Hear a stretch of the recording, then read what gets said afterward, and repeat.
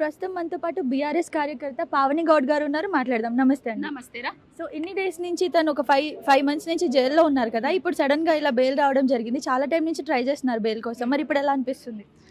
చాలా సంతోషంగా ఉంది, విచారంగా కూడా ఉంది. ఎందుకు విచారంగా ఉన్నదంటే లేని లిక్కర్ స్కామ్లో ఆమెను ఇరికించి రాజకీయ కుట్రలో భాగంగా ఆమెను పావును చేసి ఇదంతా చేసిండ్రు. ఎందుకంటే ఆమె మీద అంటే కేసీఆర్ గారిని నేరుగా ఎదుర్కొనే శక్తి యుక్తి లేక ఈ బీజేపీ పార్టీ ఆమెను ముందుండి అట్లా చేసిండ్రు. కానీ లిక్కర్ స్కామ్ అనేదే లేదు, విచారణ జరిగినా కూడా ఎలాంటి ఆధారాలు లేవు అనేసి ఈరోజు సుప్రీంకోర్టు కూడా చెప్పింది. ఎందుకు ఆడబిడ్డ మీద కక్ష తీర్చుకుంటున్నారు అనేసి మొట్టికాయలేసి మరి బెయిల్ ఇవ్వడం జరిగింది.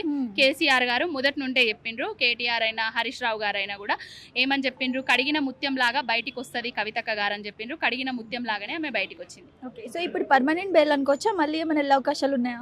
ఇప్పుడు వెళ్ళే అవకాశాలు ఉన్నాయా అని అంటే చూడాలి. ఇంకా అంటే వాళ్ళ కక్షకు వాళ్ళ కుటిలత్వానికి పరాకాష్ట కదా ఇవి కేసులు అనేటివి.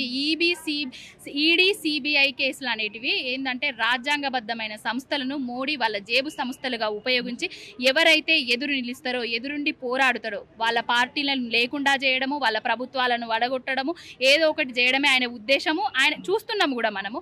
అలాగనే బీఆర్ఎస్ పార్టీని లేకుండా చేద్దామనేసి ఇలాంటి కక్షలకు కారణ్యాలకు తెరలేపిండు. ఇంకా ఏం చూస్తాడో చూద్దాం. ఇప్పుడు చాలా మంది కుట్ర కూడా సాధిస్తున్నారు కదా, అంటే బయటకు వచ్చారు అని చెప్పేసి. సో ఇప్పుడు దానికి ఏమంటారు? చాలా మంది ఏడుస్తున్నారు. ఇప్పుడు చాలా మంది ఏడుస్తున్నారు. కాంగ్రెస్ వాళ్ళేమో బీజేపీ బీఆర్ఎస్ విలీనం అయిందని చెప్తున్నారు. బీజేపీ వాళ్ళేమో కాంగ్రెస్ బీఆర్ఎస్ పార్టీ విలీనం అయ్యే వీళ్ళందరూ వేస్తున్నారు అని చెప్తే ఫాల్స్ అలిగేషన్స్ అవన్నీ.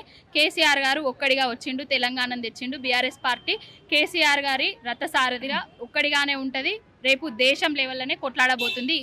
ఈ రెండు జాతీయ పార్టీలకు చుక్కలు చూపెట్టబోతుంది. సో తెలంగాణ మరోసారి ఒక పండుగ లాగా జరుపుకుంటుందని చెప్పొచ్చా? ఎందుకంటే పండగ వాతావరణమే. ఆమె బతుకమ్మ, తెలంగాణలో కవితక్క అంటేనే బతుకమ్మ అని పిలుచుకుంటాము. ఆ బతుకమ్మ తెలంగాణ ఉద్యమంలో ఎత్తుకొని తెలంగాణ బతుకమ్మ పండుగను దేశవ్యాప్తం విశ్వవ్యాప్తం చేసింది. అంటే ఆమె రాబోతున్న రోజులు మాకు చాలా సంతోషము. ఆమె వస్తుంది, మాకు చాలా సంతోషం ఉంది. ప్రతి ఇంట్లో పండుగ వాతావరణం నెలకొంది. థ్యాంక్ యూ అండి.